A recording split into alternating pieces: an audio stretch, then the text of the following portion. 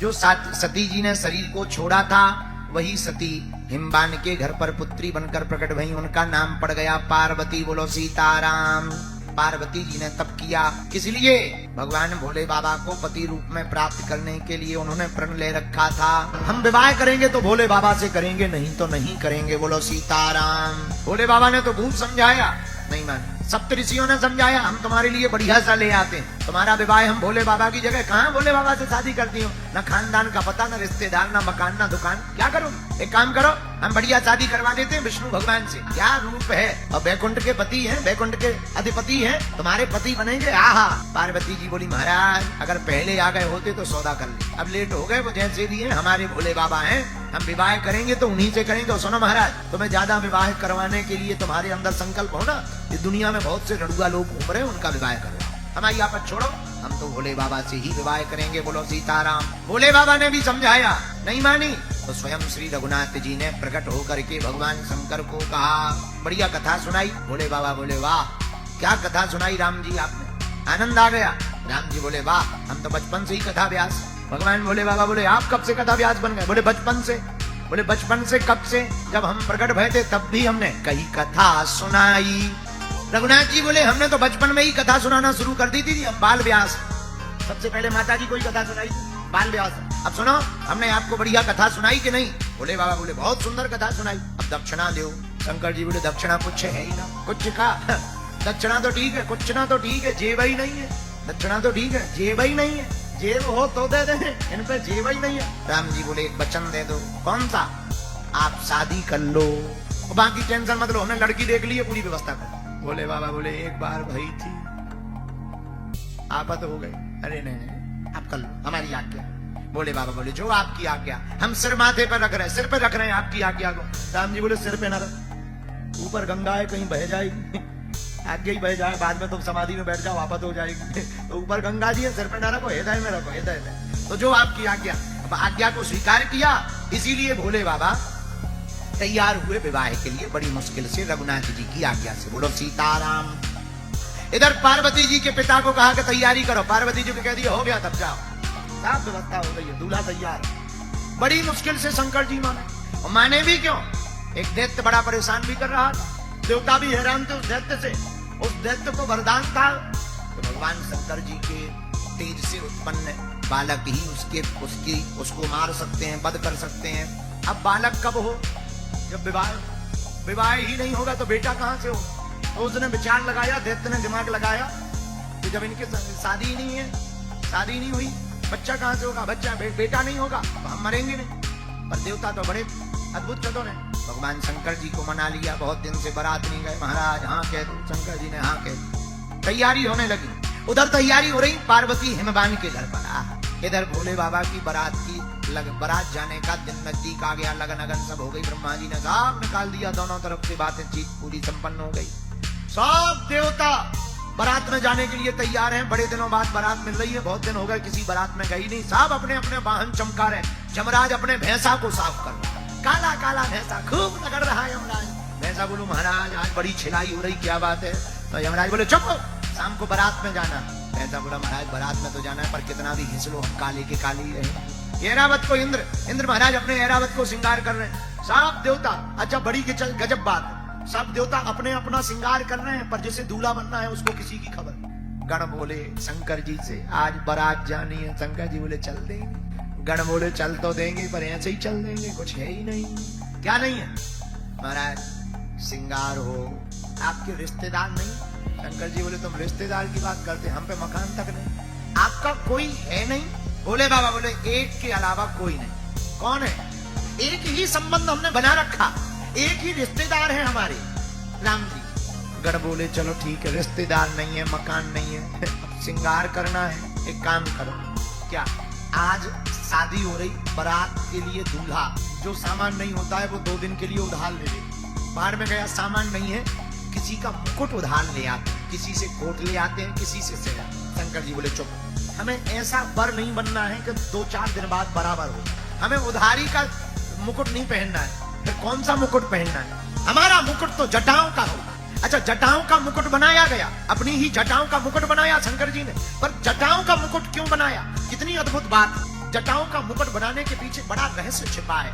बोले भैया सोने या चांदी का मुकुट रखोगे तो अभिमान आएगा, विचारों को एक करके एकता का अगर मुकुट रखोगे तो भगवान तुम्हारे द्वार आएगा। क्योंकि बाल भी सिर से संबंधित है, विचार भी सिर से संबंधित। और बाल बिखरे हो और विचार बिखरे हो तो दोनों बेकार लगते हैं। और बाल एक दिशा में हो जाए तो चेहरा सुंदर लगता है, और विचार भी अगर एक दिशा में हो जाए तो जीवन सुंदर लगता है। इसलिए शंकर जी ने अपनी जटाओं का मुकुट बनाया। अब गण बोले और तो सब ठीक है, मुकुट तो हो गया, लेकिन मोर कैसा होता है? सामने कुछ लटका रहता है दूर। बोले बाबा बोले ऐसा मोर नहीं पहनना है कि दूसरे लोग शादी करने के लिए ललायत हो जाए। किसका मोर पहनोगे? शंकर जी बोले एक काम करो, पतले पतले सांप पकड़ लिया। एक गण भागा गया, पतले पतले इतने सांप पकड़ लाया और पकड़ करके मुंह बांध दिया, मुंह को जटाओं में फंसा दिया, पूंछ सामने की तरफ लटका दिया। बोले वाह क्या गजब का मोर हो गया, क्या गजब का सेहरा हो गया, सेहरा सांपों का। इसका मतलब क्या? मानो भोले बाबा कहना चाह रहे हो, सुनो संसार से नाता जोड़ने के लिए तो जा रहे हो, पर ये मत भूल जाना काल तुम्हारे आगे लटक रहा है। अब नंदी बोले पाउडर नहीं। शंकर जी बोले ये पाउडर कैसा होता है? सफेद सफेद। दूसरा गण बोला पाउडर नहीं है तो क्या हुआ, भस्म तो है। एक गण गया शमशान से ताजी 5 किलो राख लिया, पूरे शरीर में लगा।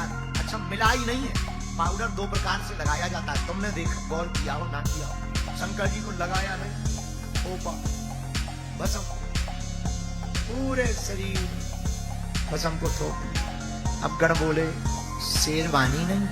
शंकर जी बोले ऐसे ही काम चलेगा।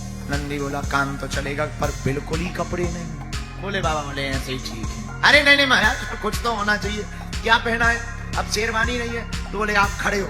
बोले बाबा खड़े हुए तो जिस मृगशाला पे बैठे थे वही कमर में लपेट, कम से कम इज्जत तो ढकी। अच्छा लेकिन मृगशाला में बटन हो तो रुके, तो कहा कि अब ये तो रुका ही नहीं रही, जैसे ही लगाई गांठी लगाई सुबह खिसक गई। तो किसी ने कहा कि अरे तो बहुत गजब का खतरा है कि कहीं ऐसा ना हो भावर के लिए ये खड़े हो गए और चन्या मन्या हो गए तब तक ये खिसक जाए, बेइज्जती हो जाएगी, सामूहिक बेइज्जती, देवी देवता रहेंगे, लड़की क्या कहेगी, कन्या पक्ष वाले क्या कहेंगे। एक तो ये मान नहीं रहे। बाबा को समझाया शेरवानी पर शादी होनी कि नहीं होनी, तो मैं बारात में जाना, तो ये और नया लफड़ा धमकी दे रहे, शादी हमारी होनी है, दूल्हा हमें बनना है, तुम्हें क्या लेना देना, हम तो ऐसे ही जाएंगे, ले चलना हो तो ले चलो, नहीं जाना।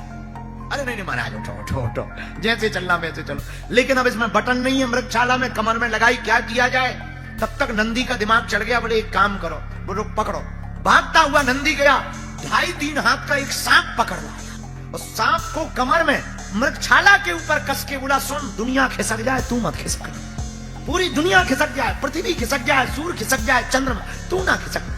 सांप बोला टेंशन नहीं, जटाएं हो गई, मुकुट हो गया, मोर हो गया, बढ़िया पाउडर लग गया, फाउंडेशन हो गया, मृगशाला पहन ली थोड़ा ठीक लगा, माला भी पहन ली, चंद्रमा है सिर पर। अच्छा पार्वती जी के कितने सुख, जरा देखना, कभी इनको लाइट की टेंशन नहीं। पार्वती जी को देखना क्या गजब का घर मिला पार्वती, ऐसा तो किसी लड़की के भाग्य में नहीं हो सकता। कभी लाइट की टेंशन ही नहीं, हमेशा ट्यूबलाइट जल ही रही, चंद्रमा मस्तक पर है, भोले बाबा के ट्यूबलाइट हमेशा जली रही। अच्छा इन्हें ट्यूबवेल की दिक्कत नहीं, पार्वती गंगा जी है ही, कभी भी कलसी आली हिलो मरा तुरंत टेढ़ो कर दो तो तुरंत पानी भर जाना, पानी की टेंशन नहीं, ट्यूबवेल की टेंशन नहीं, लाइट की टेंशन। अच्छा प्रेस का झंझट नहीं, पार्वती जी के क्या गजब के भाग्य, इन्हें प्रेस करने ही नहीं क्योंकि बाबा पहनते ही। एक और बढ़िया बात है इनका, बोले क्या? बोले रिश्तेदारों का भी टेंशन नहीं क्योंकि कोई रिश्तेदार है ही नहीं, सो आता ही नहीं। ये बड़े सुख है पार्वती। भोले बाबा के मस्तक पर चंद्रमा, सिर पर गंगा, माला, जटाओं का मुकुट, भभूति तन पर। अब भोले बाबा तैयार है, हाथ में डमरू ली, त्रिशूल लिया। गण बोले विमान ले आए। भोले बाबा बोले नहीं अपना नंदी ठीक है। बाकी गण बोले आज शादी है, आज तो कम से कम कुछ और पे बैठ जाओ, रथ पे बैठ जाओ, विमान पे बैठ जाओ। भोले बाबा बोले नहीं जिस पे बैठे रहे उसी पे बैठेंगे। बाद में कुछ लोग दूल्हे ऐसे होते हैं कि बाकी इनके पास मोटरसाइकिल भले ही ना हो पर विवाह के दिन ये जो है बोलेरो पे जाए। भोले बाबा बोले नहीं हमारे पास जो है उसी पे जाएंगे। गण बोले आज शादी है। भोले बाबा बोले ले जा रहे कि नहीं ले चल। अरे महाराज धमकी ना दो, नंदी पे बैठो।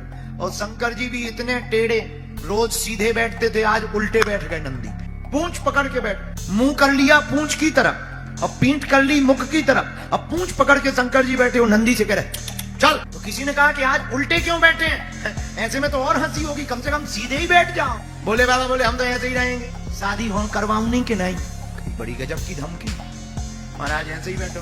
किसी ने धीरे से पूछा कि आप उल्टे क्यों बैठे, इसके पीछे भी बड़ा अद्भुत तर्क है। बोले बाबा ने सोचा बारात में सब जाएंगे तो भगवान श्री विष्णु भी जाएंगे, हमारे आराध्य भी जाएंगे। वो अगर बारात में जाएंगे और हम उनकी तरफ पीठ करके अगर नाता जोड़ने के लिए जाएंगे तो भगवान से धोखा हो जाएगा। इसलिए दुनिया की तरफ हम भले ही उल्टे चलते दिखाई दे पर परमात्मा की तरफ मुंह करके ही जाएंगे। बोले बाबा की बारात तैयार हो गई, डमरू हाथ में लिया, त्रिशूल लिया, नंदी पर बैठ गए।